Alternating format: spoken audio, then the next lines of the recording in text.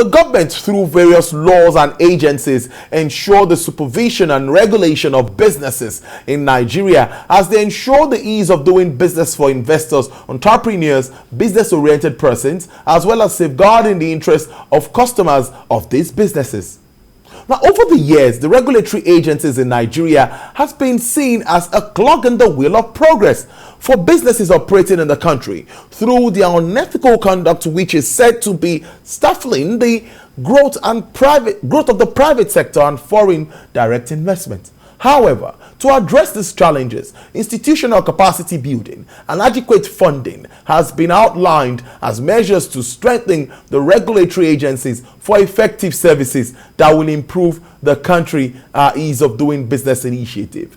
Well, to look at this and, of course, discuss more, I have joining me the former president of the Chartered Institute of Bankers of Nigeria, and he's also a professor at Babcock University, professor of economics at Babcock University, Professor Segun Ajibola. Good afternoon, Professor Ajibola, and thank you for your time. Good afternoon, moderator, and thank you, and good afternoon. All right, I would like to start this way. Regulatory agencies are supposed to make it easier for people to do business or to carry out their business activities. And when we look at the ease of business initiative, they have a very important role to play. What's your assessment of how they've helped to support this initiative? Yes, thank you. When we talk about ease of doing business, as the word tries to convey, is how easy it is to do business in a particular jurisdiction. And the World Bank has its barometer for measuring this. Over the years, we've seen some improvements in Nigeria. The World Bank report ranks countries, 190 countries, then you know where you are along the line. At the time, Nigeria was 169. We improved significantly to 145, then 146, and so on. Now, when we talk about ease of doing business, it's as the word goes, how easy it is to do business. But the ranking itself focuses more on regulatory institutions, the laws, the rules, the regulations, the do's, the don'ts of business in that jurisdiction. So they look at so many parameters. Parameters such as how easy it is to even register business, to do business. Construction permits, the tax regime, the infrastructural facilities available, security issues, cross-border trade. How easy are all these in conducting business in a particular jurisdiction? That is what will determine the ranking of that country among the 190 countries on the World Bank report. Now, if we talk about the regulatory institutions, Mr. Moderator, then we must look at each of these indicators. For example, when we talk about registration of business, we know that in Nigeria, Corporate Affairs Commission has a major role to play. And if we look at what the Corporate Affairs Commission has been doing some years past now, they've tried to relax some of the rules in terms of even access to the registration portal, the cost of registration, especially when we are talking about small businesses. They've been trying to be as friendly as possible in relaxing the rules, making it easy for would-be owners of business to register and making it cheaper. When we look at a construction permit as a major item there, well, that is very, very complex because it depends on which state we are talking about. There are so many rules, there are so many regulations, even the cost of obtaining these permits and so on, the cost of obtaining title documents and so on. Another important regulatory agency under the ease of doing business template is the tax regime. We know at the federal and the state level, tax authorities have also tried to see how they can introduce some incentives to encourage business. Small to medium enterprises, we do know that there are some rules and regulations that came out recently to encourage them. But most of those that are in business or attempting to promote businesses in Nigeria, they are still complaining about multiple taxes. But when you approach tax authorities, either federal and revenue service or the state tax boards, they try to explain that most of those taxes, they are illegal, not that they are multiple. But the truth of the matter is businesses are being compelled to pay one way or the other, either to local government, to state, even to all sorts of consultants and so on and so forth. So it's still a major issue inhibiting business in our environment here. So we still need to do quite a lot. And we know about the security challenges. We also know about the cross-border trade, the problem Nigeria as a country has been having with its neighbors in terms of human trafficking, in terms of money laundering, in terms of criminal activities, in terms of antisocial behavior, and in terms of smuggling, dumping, and so on. So cross-border trade between Nigeria and our borders is still a major challenge. Another key issue is access to credit. We've seen regulatory authorities in the banking and finance institutions trying as much as possible to make access to credit easy. But we know it's still not easy. It's still expensive. And at times, even the profiling of would-be borrowers from banks and other financial institutions, we still have not gotten our bearing right in this part of the world. And we know the problem between the regulatory scheme and even the operators. We do know the challenges we have today in terms of even the activities in the money market vis-a-vis the activity in the lending market. So we still have some challenges there. And we know that even the authorities recently complaining about non-payment of some of those incentives they provided, some of those intervention funds they provided. We still know NISA is also struggling to see what it could do to help the small to medium enterprises in promoting access to credit. So it's still an issue. So when we put everything in the basket, we see areas of significant improvement by the regulatory institutions in charge of each of these indicators, and we still see challenges coming from some of the regulatory institutions.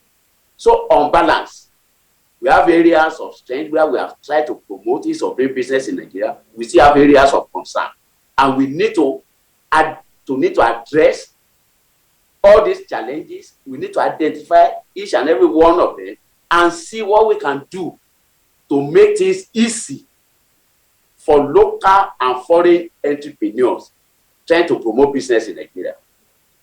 So I will not say that it's yet to go as far as we are concerned.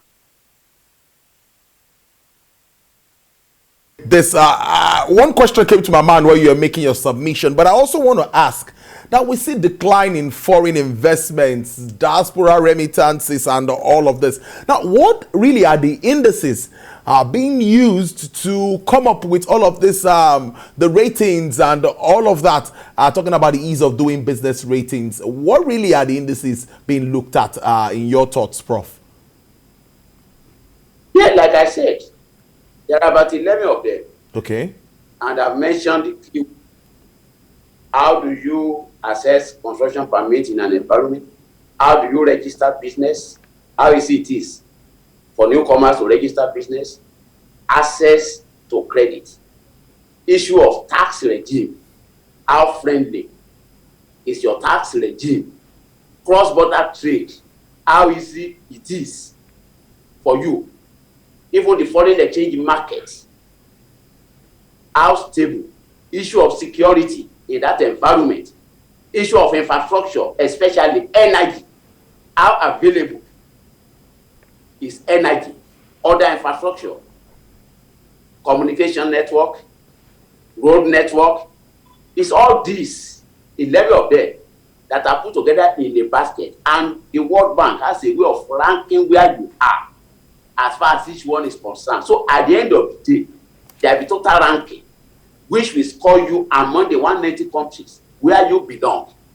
So we'll be oscillating between 140 something and 160 something in the last 5 years, but it's been more of improvement. And I think the projection between now and 2024 is to be around about 132, 133 among the 190 countries, which is still a commendable improvement if we can get there. So you have to dimension each of those 11 parameters and see where you are. The role the regulatory institution for each one of them is expected to play. What is the quality of the offering in terms of those roles? How well are they playing those roles? What areas of improvement can we canvass for? So how do we prepare ourselves so that we will be ranked better on each of those 11 parameters? That is what will eventually improve. It's an index. So it has some elements of appeal to both the existing and will-be investors. So some will say it's an economic index, some will say it's a social index, some will say it's a political index. I will say it's all in one. So that is why we cannot joke with it. Because it's like the World Bank again coming up with the Human Development Index, which measures where you are as far as the welfare of the citizenship is concerned. So World Bank has some of these parameters. And the international investors, those who move investment across the globe, they take these indices very serious. So that's why locally we must take them serious as well.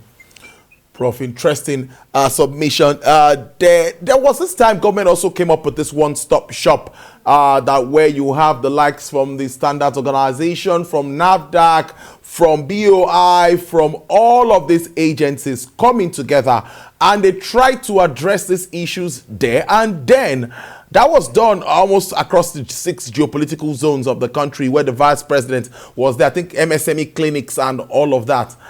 In your thoughts, Prof, would you say there was a positive impact with all of these efforts by this government to at least help ease up the system for small businesses?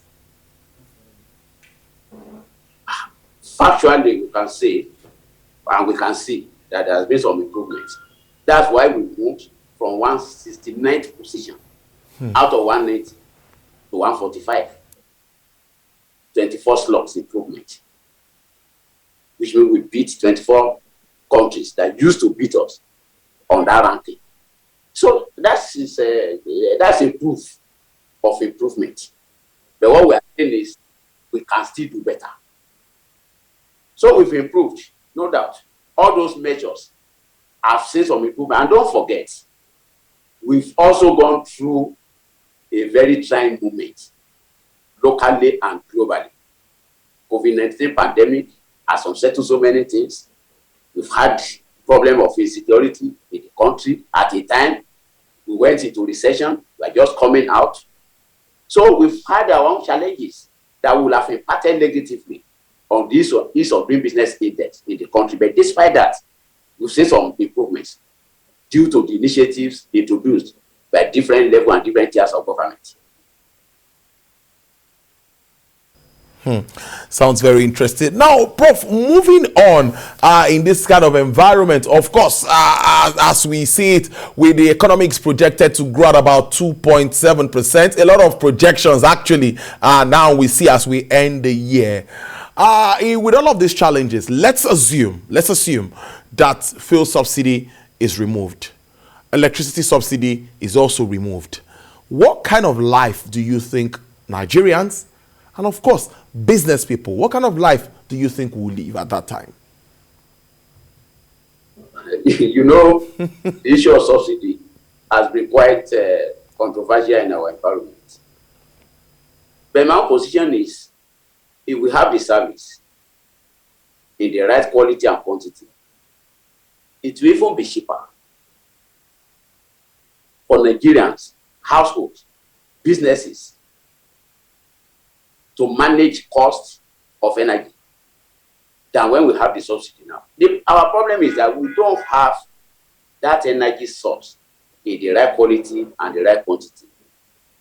If a business has to be on diesel, because they have to be on generator 24/7, imagine the cost, what it takes per liter of diesel today, compare with what such business will incur without even subsidy if it's on electricity 24/7.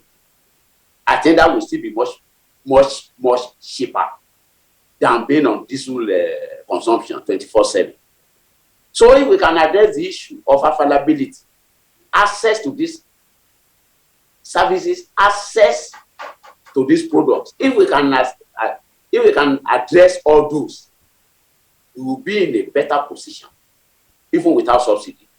But the problem is, if subsidies are removed from product A, product B, product C, and we still don't have that service in the right quality and the right quantity, I think that is where the households and the businesses will be hurt the more.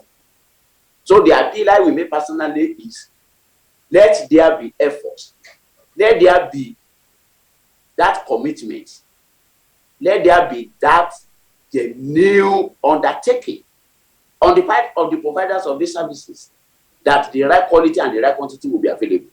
Then we can talk easily about subsidy removal. It won't hurt. It's hot an election here before we wrap. Okay, make your points, Prof. Yeah, because we are talking about subsidy removal, where in actual fact the services are even not available. You still can't get energy in the right quality and the right quantity from the discos. Either we have problem of generation, we have problem of transmission or distribution. The fact is, we still cannot have that access. Let the problems in those segments of our national life be addressed. Then we won't have any problem, because like I said, it will still be cheaper for us to pay for those services without any form of subsidy. It will still be cheaper, even for households and for businesses. But if the subsidies are removed and we still don't have electricity, we still don't have the supply, then we'll be worse off. Before I let you go, Prof, one or two more questions. The issue about policy somersaults and inconsistency in government policies, one government in today and the policy seems good. Another government comes in tomorrow and says, no, I ain't going that way. I'm going to go this way. Business people get scared. They sit on the fence at that point. They don't know what next, what might happen to their businesses, what sort of taxes might be introduced and all of that. As we move towards an election year, do you think that this is something for business people to worry about, particularly with issues around policies that would favor growth and development of small businesses? But the word is said, the global environment is dynamic. So, and with the changing mode that we are, some of them technological driven, some of them environmental, we can't expect that policies will be cast in iron. They can't be cast in marble.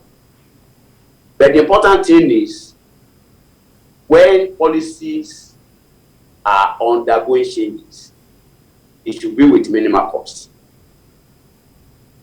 to those who are the primary stakeholders and will be affected by the changes.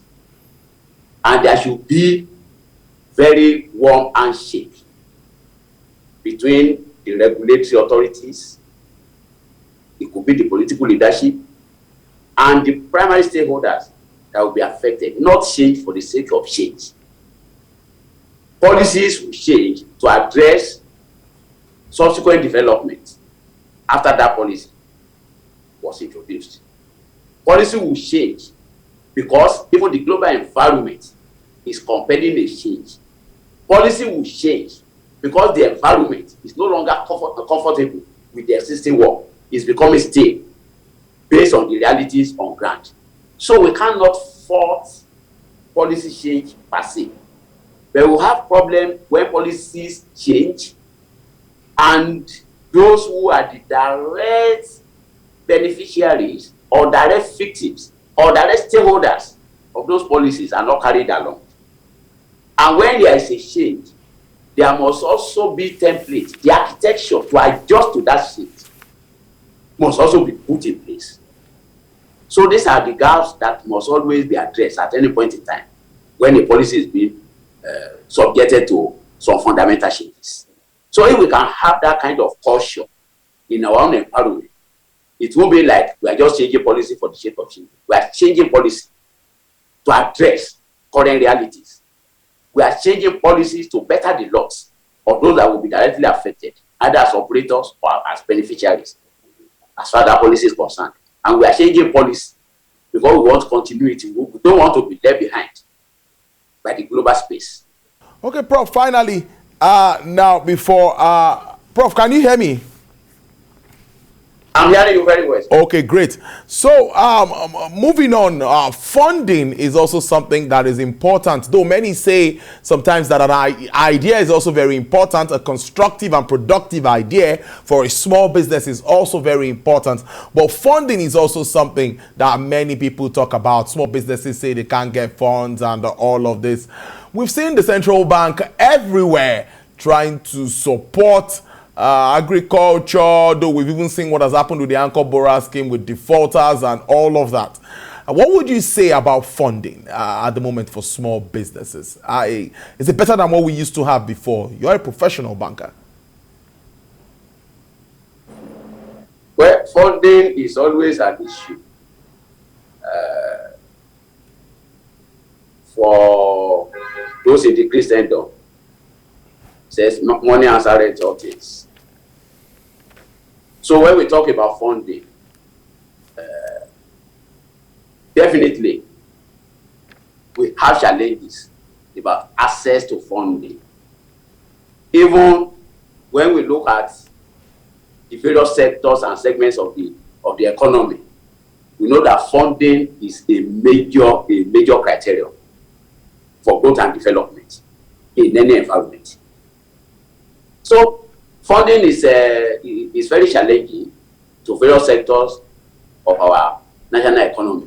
And we will see in recent times that we've seen intervention funds coming from central bank. We've seen NISA supporting small to medium enterprises. But then, we also need to rejig. We need to review and renew our template for funding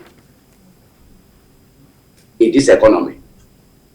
Banks, financial institutions, how are they approaching this critical function of theirs in terms of funding? Because if funding is not properly done, the economy will take a bash.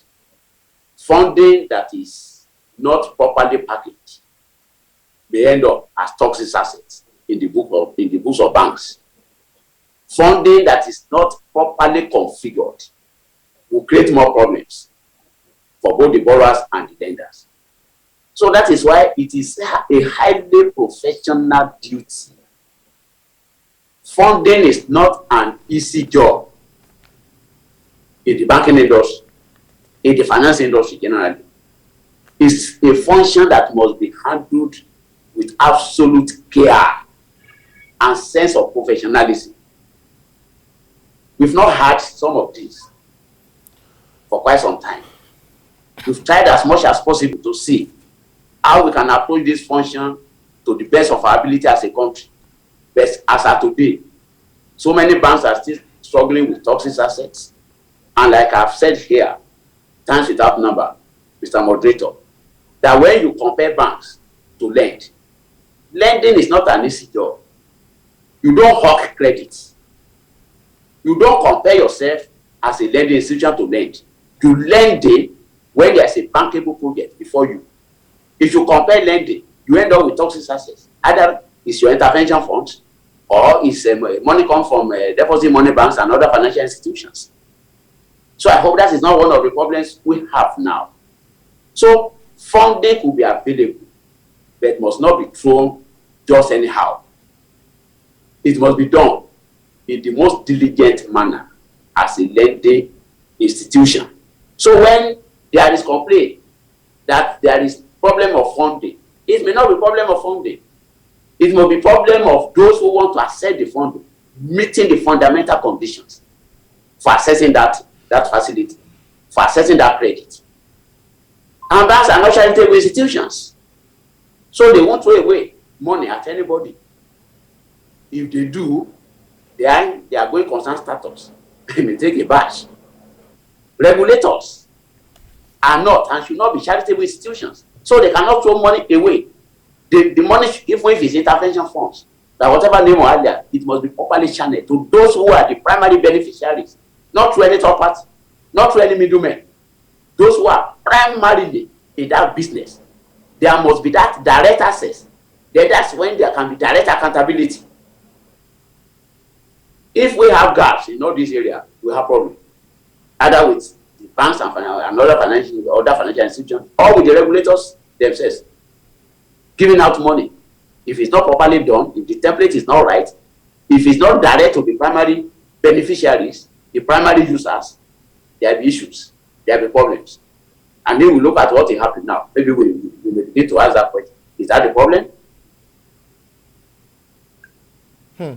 It's a very good way to leave it there, Prof. I must thank you so much for your time. Professor of Economics, Babcock University, and he's also the past president of the Chartered Institute of Bankers of Nigeria. Thank you so much, Professor Segun Ajibola, for your time on the show, making sense of our topic of discourse. We appreciate this. Thank you, Mr. Moderator. Thank you, and good afternoon.